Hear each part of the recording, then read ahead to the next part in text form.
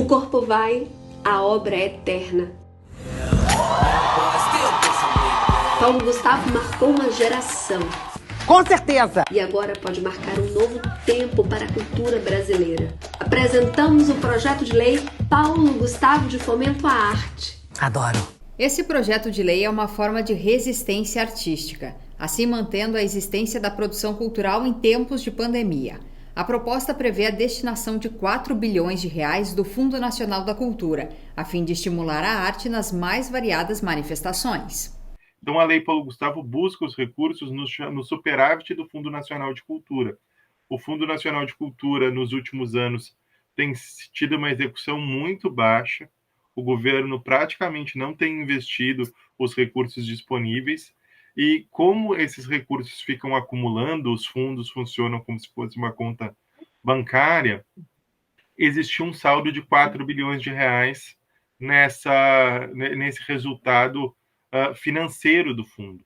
E é isso que a Lei Paulo Gustavo propõe resgatar.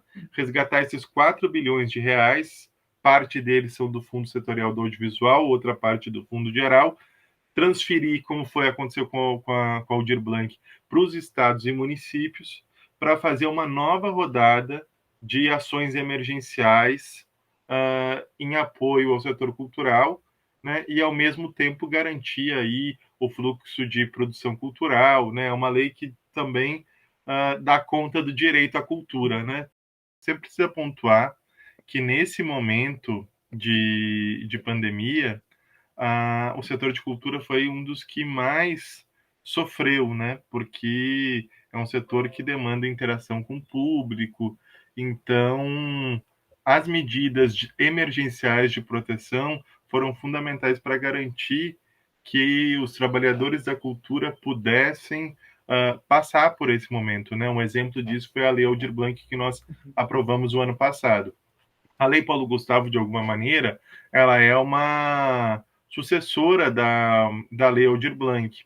O projeto de lei Paulo Gustavo é o maior repasse cultural da história do Brasil. A ideia é produzir mais cultura no país, dando acesso a todos os cidadãos e ainda empregando os fazedores da cultura. Então, isso vai possibilitar que em cada localidade, né, em cada cidade, independente do tamanho, se tem, que normalmente esses recursos também não chegavam, se tem um aporte para aqueles fazedores de cultura poderem utilizar e criar de forma mais segura, né? Normalmente é muito difícil a tarefa de quem é trabalhador da cultura, né? Porque é um setor muito precarizado. Boa parte das pessoas não tem, a imensa maioria não tem carteira assinada, não tem direitos trabalhistas, então precisa desse tipo de aporte e de projetos. Então, esses recursos são fundamentais para a gente democratizar o acesso à cultura, ao mesmo tempo que a gente garante também a empregabilidade e a renda de muitos e muitos trabalhadores e trabalhadoras. Para você ter uma ideia, a gente está falando de cerca de 7 milhões de trabalhadores da cultura no Brasil.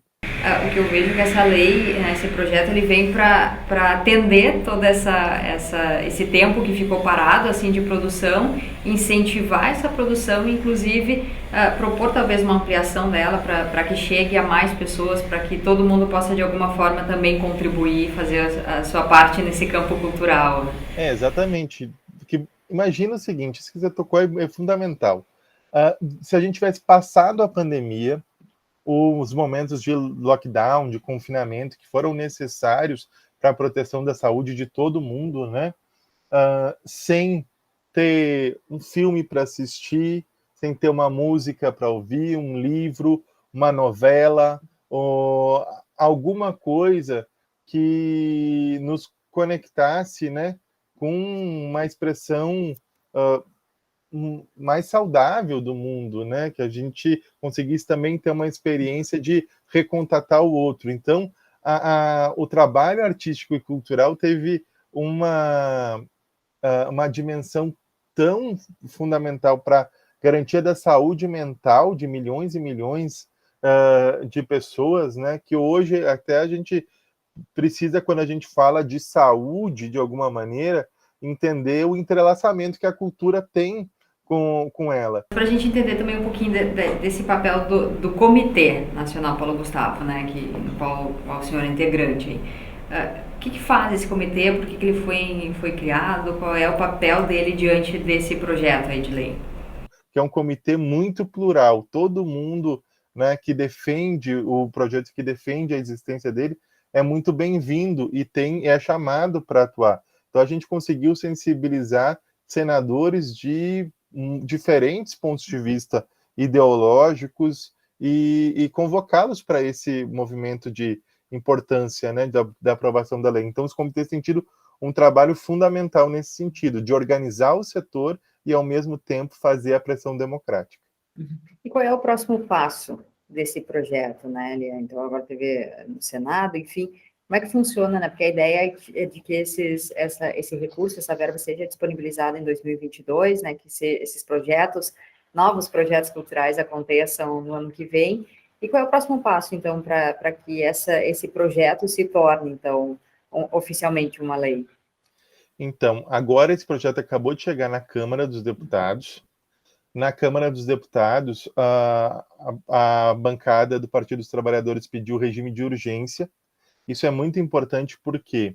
Porque se aprovar esse regime de urgência, o projeto vai direto ao plenário e não precisaria passar pelas comissões de debate, que poderia levar a que o projeto ficasse em debate no parlamento por mais 3, 4, 5 meses. Então, conseguindo avançar para o plenário, a gente teria a votação dele no plenário, se possível, com um relatório exatamente igual ao que foi aprovado no Senado, para a gente poder garantir que o projeto vai imediatamente para a sanção presidencial. Se for sancionado, já os recursos são liberados quase que imediatamente. O projeto dá um período de 90 dias aí para liberar todo o fluxo o governo federal transferir para os estados e municípios. Se não for sancionado, a gente teria que derrubar o veto, né? E contando justamente com isso, com esse movimento muito ampliado, né, de apoio ao projeto, a gente teria força também para fazer essa derrubada de veto se ele acontecesse. Fundo Nacional de Cultura para estimular a música, o teatro, o cinema, todas as artes e garantir renda para os artistas que mais precisam. Você tá me entendendo?